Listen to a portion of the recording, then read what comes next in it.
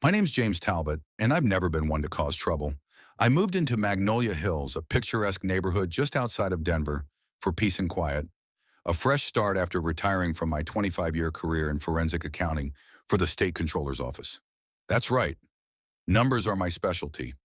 When I bought my home in Magnolia Hills last year, the HOA dues were already steep at $1,100 a month. Steep, but tolerable.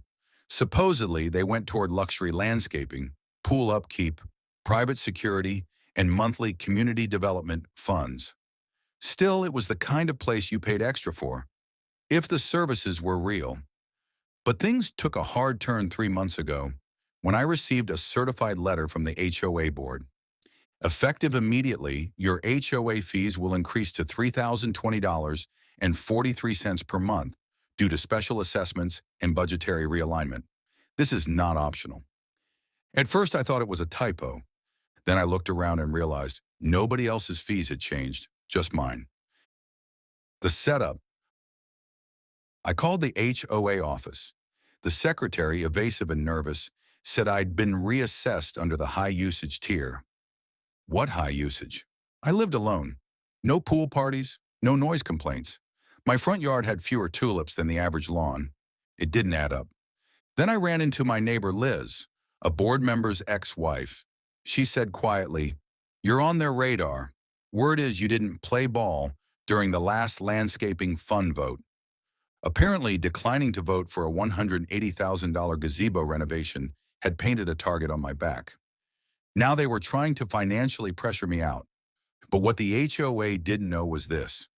2 weeks before the letter arrived, the county comptroller's office appointed me as the third-party auditor for their annual financial review. They just hadn't been notified yet. Opening the books. Under legal obligation and state oversight, the HOA was required to submit their full financial records to me for audit. The timing couldn't have been better.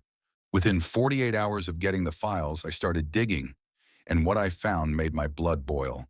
$87,000 spent on consultant fees paid to the HOA president's cousin, a man who lived in a trailer and worked at a bowling alley.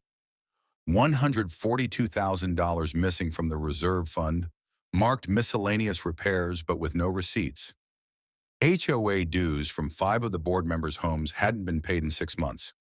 A monthly security patrol expense of $12,000, yet the company listed on the invoice didn't even exist. Even worse, the special assessment that justified my fee hike. Fabricated and never approved by a member vote, as required by the bylaws. It wasn't a financial mishap, it was a full-blown embezzlement operation. The confrontation. The next HOA meeting was closed to homeowners, but as the certified auditor, I had full access. I showed up with 3 thick binders and an envelope full of subpoenas from the State Division of Homeowner Oversight. They looked like they'd seen a ghost. HOA President Martin Greer tried to wave me off. "This isn't the forum for—" I cut him off. "Actually, this is the perfect forum since the division has formally opened a criminal investigation into your financial activities as of this morning."